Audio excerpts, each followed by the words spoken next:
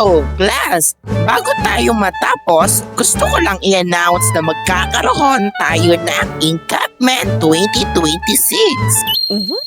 Although, Ma'am, naman tayo magka-camping. Doon kaya tayo ulit sa Brookhaven Resort and Spa. Ay, nako! Meron tayong magandang pagkakampingan ngayon taon. Hindi nyo na kailangan lumayo. Kasi dito tayo sa school magkakamping. Ano?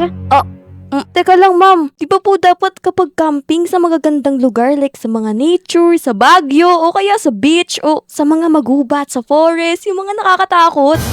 Ay nako, Cheska, huwag kang asyumera. Wala tayong budget para sa ganon. At saka, mas maganda na yun dito para makatipid-tipid tayo. ano yan ma'am? Ano yan? Kinurakot niyo po yung budget natin. Paano po namin ma-fulfill yung nature?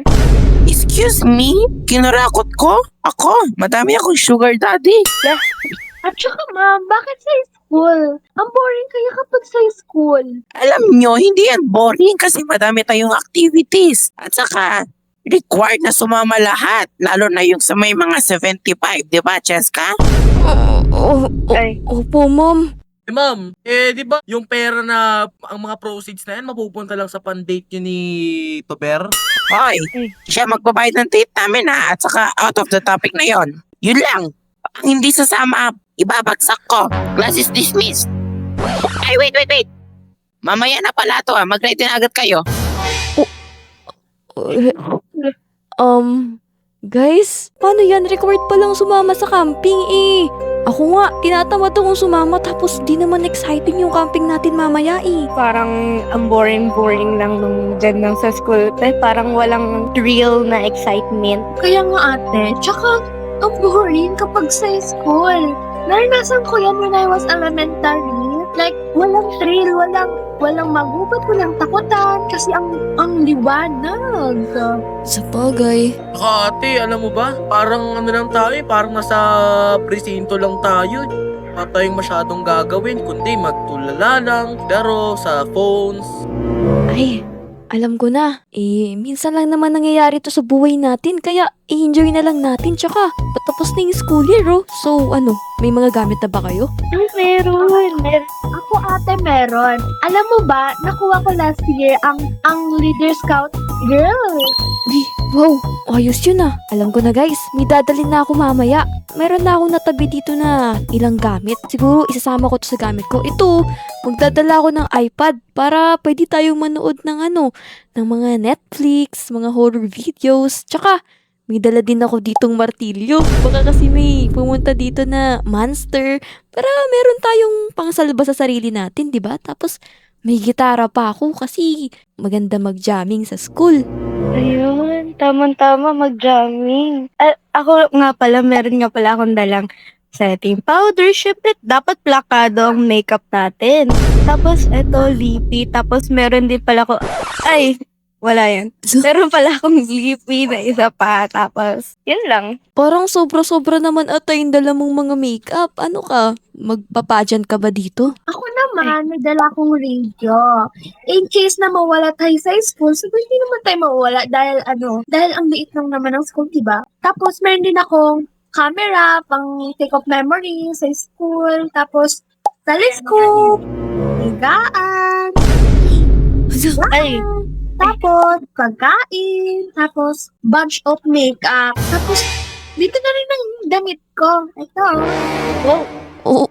Akin naman, syempre, nagdala lang ako ng simpleng gamit. Meron akong pamalit, mga pantulog, basta yung mga importante at huwag kayo mag-alala. Kasi nagdala ako ng paboritong pagkain ng mga kabataan. Alam mo ano yun? Ano yun? Di hotdog! Oo. Ay. Guys, nakakapagtaka naman. Sobrang dami nyo namang mga dalang gamit. Parang hindi na kayo magka-camping eh. Parang naglalaro na lang kayo eh. Hindi. Ganun talaga kapag Girl Scout. Ready. Madaming dala. Ayun yun. Para makuha natin yung Leader of the Year, the Scout. tama yung sinabi niya. Oo nga eh. Kailangan natin gawin to para sa ating grades, di ba? For the grades naman to, di ba guys? Tama. Tama. Sana maging successful ang ating school year. Ano? Tara? Ano ba mga dadaling kong damit? ang sabi kasi ni Miss Cynthia, sleepover daw. So, magdadala na ako ng mga pajama. Tsaka, isusuot ko na agad yung pajama para ready na agad ako matulog. Teka nga, ayan! Nakapag-pajama na ako. Tsaka, okay na siguro tong suot ko na Hello Kitty. Ang cute naman eh. Ito pa pala.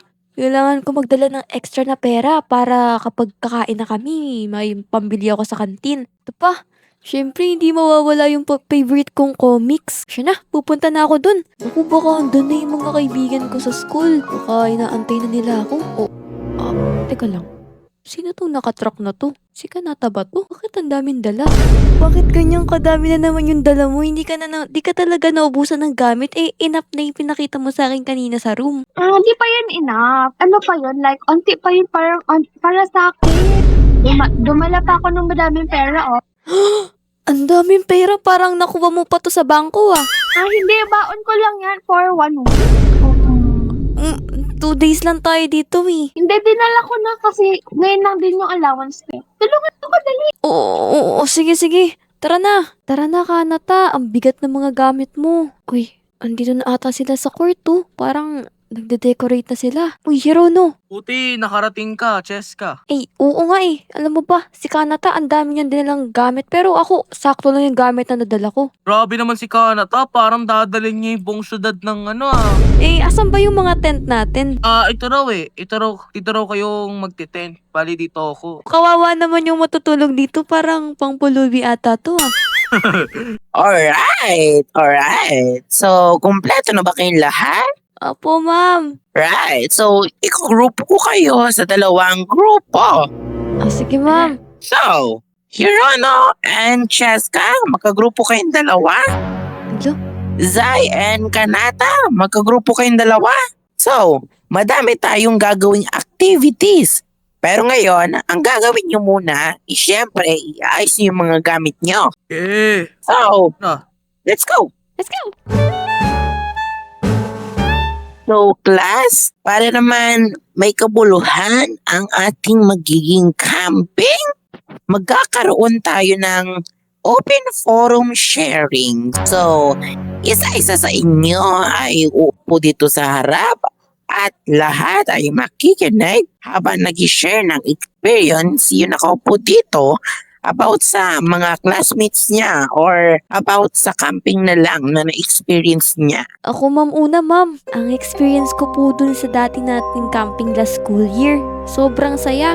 Pero may mga bagay akong naramdaman kasi doon tayo nag-camping sa sa Baguio City. Tapos sobrang lamig.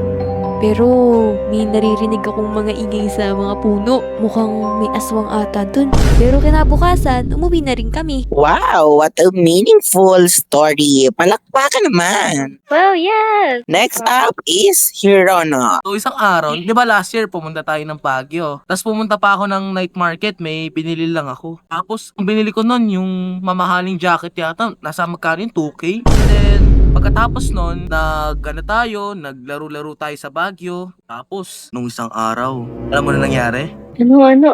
Kasi pumunta ako sa tindahan ni Aling Nena para pumili ng suka. Pagbayad ko sa tindahan, may nakita akong kakaiba. Yun. Di hotdog! Last year kasi, di ba, nag-camping tayo? Ayun kasi, meron tayong isang kaklase na, di ba, transferee. Tapos, ikot kami dito sa halls. Tapos, grabe. Ang dilim. Kasi lahat dito tulog na. Tapos, kami, hindi kami makatulog. Kaya nag-ikot kami. Tapos, may nakita kami like black figure. Tapos, pagkalingon ko, nawala na yung transferee. Hindi ko alam kung ano nangyari doon. Pero, ever since na nangyari, hindi na siya pumasok. Akala ko tumamakbo nga siya. Katatot. Pero hindi na siya pumasok. Ito ang pinakamatakot kong yung memorable kong horror story. Di ba last year, nag-camping tayo sa Baguio. Tapos, pumunta kami, dalawa ni Alexa sa Diploma Hotel. Kasi that time, may humabol sa aming white lady. Hindi ko alam kung sino yun. Takbo kami sa CR. Hindi kami nakawala nun. Security na lang yun nagpalabas sa amin. Tapos yung security na yun, ayun pala yung white lady. Wait lang, natatai ako. Cheska, kailangan ko pala mag-CR ha. Wait lang, babalik ako. Pura sila nag-CR. Kaya nga Feel ko crush talaga ni Hirono yan si Kanata. may kailangan kang bayaran sa akin. Bayaran mo na. Babayaran. Pag kailangan mo, ito na. Narinig niyo ba yun? Hala! Ano yun? Oh my God! Ala, tara tignan natin ano nangyari. Ala, Nangyari. parang may nahulog ata na ano. Parang may sumigaw. Dito nang galing sa CR. Bakit kamatay? Oo nga.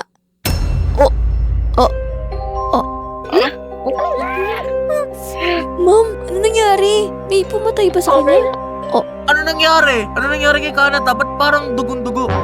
Sinong gumawa nito? Hirono, saan ka nang galing? Di ba ikaw yung kasama ni Kanata? Hindi, nauna si Kanata sa CR. Tapos, pumasok ako sa boys room. Ma'am, anong gagawin natin? I-report na ba natin yan? Wait! I-check natin sa CCTV. Sige, tara na. Madam Cynthia, tignan mo na yung CCTV, Bili. Ito na, ito na. Ito na. Oh my God, naglo-loading na. Anyari? Parang, nag-brownout ba? Nawala yung CCTV footage. Teka lang.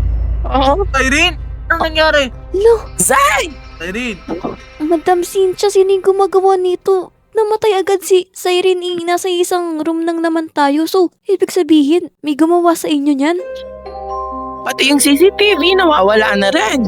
Kaya nga na-delete ata, tsaka nangyari. Madam Cynthia, may kakaiba nangyayari dito eh. Baka mamaya, yung mga baby boy mo na dinadala mo sa school, baka sila yung gumagawa nito. Baka inutusan mo. No! October. Nga, Hindi talaga. Alam nyo kasi, baka meron talaga multo dito sa school eh. walang multo dito, Madam Cynthia. Oh my God! Parang naiihi na ako. Huwag kayong umalis, guys. Huwag kayong umalis. Huwag niyo akong iwan dito. Kailangan muna natin malaman kung sino yung pumapatay dito. Herono, sino ba yung naisip mo kung sino gumagawa nito? Feeling ko si Madam Cynthia yan eh. Kasi parang nasususpensyahan ko na yata to si Ma'am Cynthia eh. Hindi talaga. Hindi talaga ako. Ang dami-daming boys na ito eh. Ba, Cheska? Oo nga. Anyari? Teka.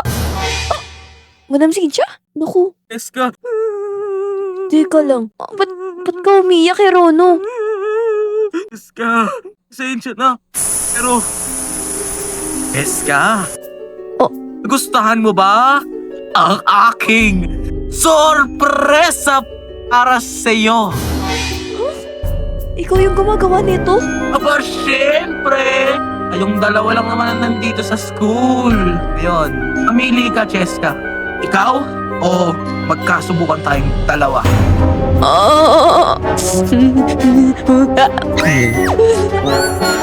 No! Sumbong kita sa polis!